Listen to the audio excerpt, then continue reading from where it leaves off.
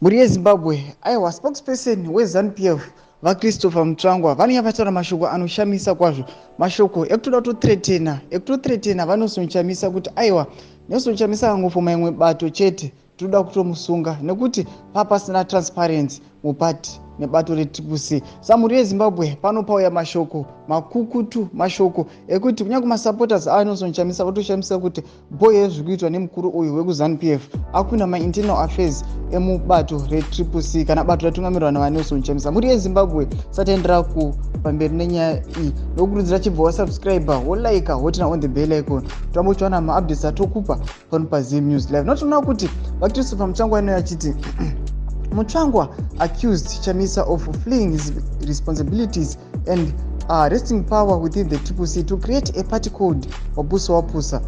He criticized Chamisa for purportedly listening to the foreign influences and ignoring domestic voices. Mutsvangwa highlighted that Chamisa's exit from the party has opened doors for investigations into his leadership, especially regarding financial matters within the organization. Sandozvaitagwa naMuringa Mutsvangwa kuti aiwa Chamisa akada kuteerera zvinotogwa nevanhu vari kunze kweZimbabwe, vanhu vari kudiaspora ndozvaakada kuteerera instead yekuti ateerere mavoices evanhu vari muno munyika. Savari kuti kubuda kwakaita mupati achidanofoma rimwe bato zvatovapa masuspicions, zvatovapa a way forward yekuti vamborwa mainvestigations nokuti ivo vari kupa maclaims ekuti aiwa Chamisa pane mari dzaakareceiva kubva kudiaspora, kubva kune vamwe vanhu kune dzimwe nyika dzatisi kuhwisa kuti dzakafamba sei. Saringomuti angofamba rimwe bato chete toda kutomupenaliza, totomuti aiwa iwewe huya kukoti tinzoti nyaya idzi wakadzifambisa sei. Samuri yeZimbabwe vanhu vanenge vachipopota kwazvo chiti aiwa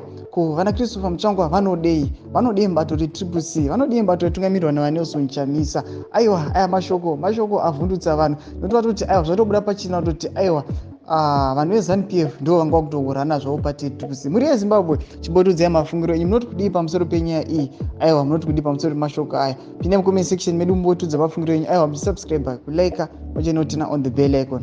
Torambochiwana maupdates andokupa pano paZim News Live.